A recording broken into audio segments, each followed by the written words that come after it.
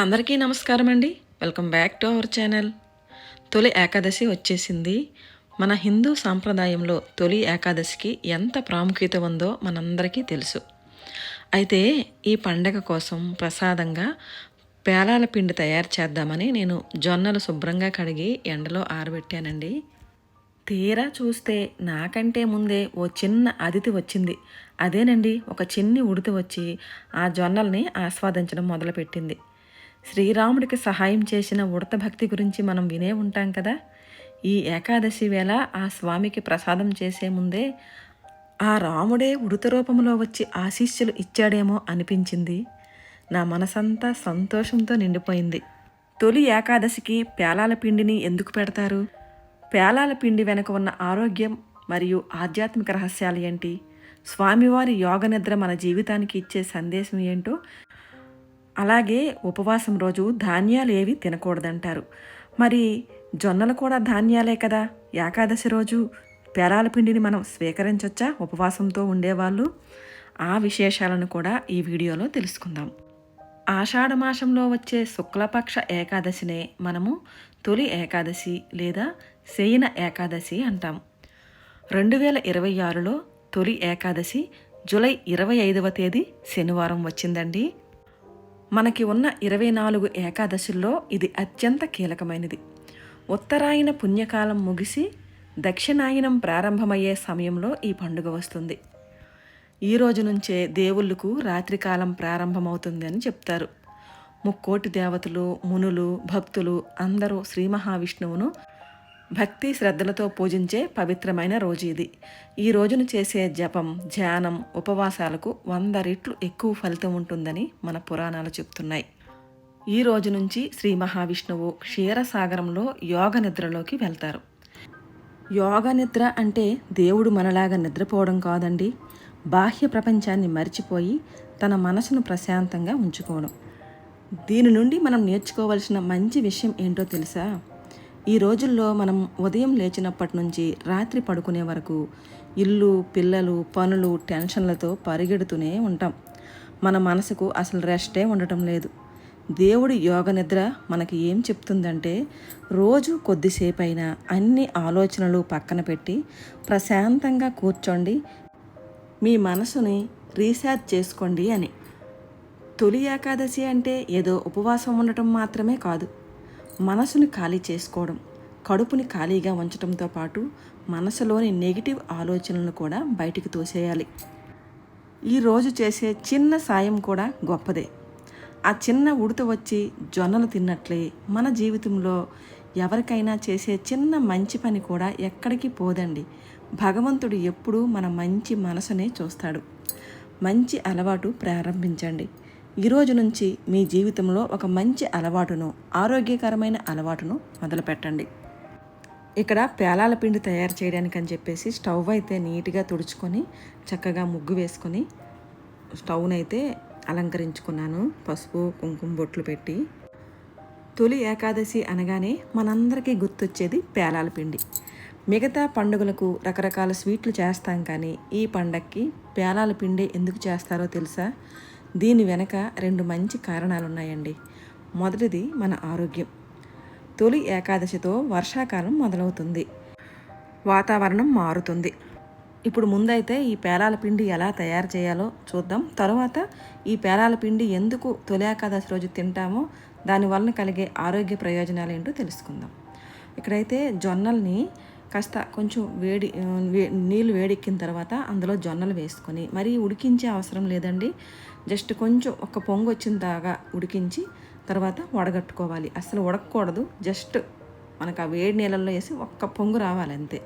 తర్వాత ఇలా చక్కగా వడగట్టుకున్న తర్వాత ఇలా ఒక క్లాత్ పైన, చక్కటి మంచి శుభ్రమైన క్లాత్ పైన వేసి ఆరబెట్టుకోవాలండి జొన్నల్ని.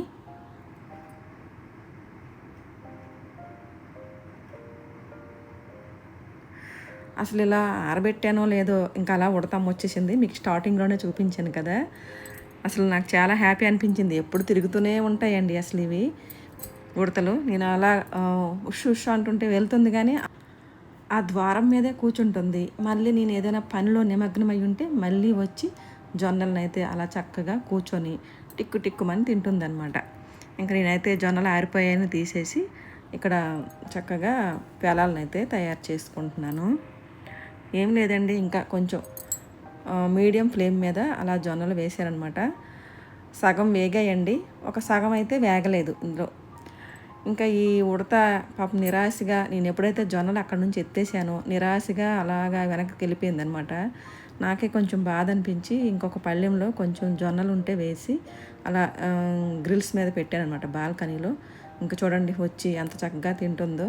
కొంచెం మనం శబ్దం చేసినా అలా రింగుమని ఎగిరిపోతుంది అనమాట, మళ్ళీ తిరిగి వస్తుంది. ఇక్కడైతే నా పేలాలని ఇలా సిద్ధం చేసుకున్నానండి పేలాల పిండి కోసం. ఒక సగం వరకు అయితే చక్కగా వేగాయి, బాగున్నాయి కూడా. మీరు ఈ జొన్నలు ప్లేస్లో మొక్కజొన్న గింజలు ఉంటాయి కదండి, పాప్కార్న్స్ అంటారు. అలాగని ఇల్లు యాక్ట్ పాప్కార్న్స్ అలా కాకుండా లూజుగా మనకి దొరుకుతాయండి, అవి కూడా చేసుకోవచ్చు. ఇవైతే ఇంకా ట్రెడిషనల్ కదా అని చెప్పేసి నేను ఇవి తెచ్చుకున్నాను. ఈ ఉడతమ్మ వెళ్ళింది, ఒక ఉడత వెళ్ళి ఇంకొక ఉడతని కూడా ఫ్రెండ్ని కూడా తీసుకొచ్చింది. ఇంకా ఈ 2 ఉడతలను చూసి మళ్ళీ కాసేపు ముచ్చటేసి మళ్ళీ కెమెరా అటు తిప్పానమాట. ఏమీ అనుకోకండి, ఉడతలను చూపిస్తున్నానని, నాకు ముచ్చటేసింది అలా తీశాను.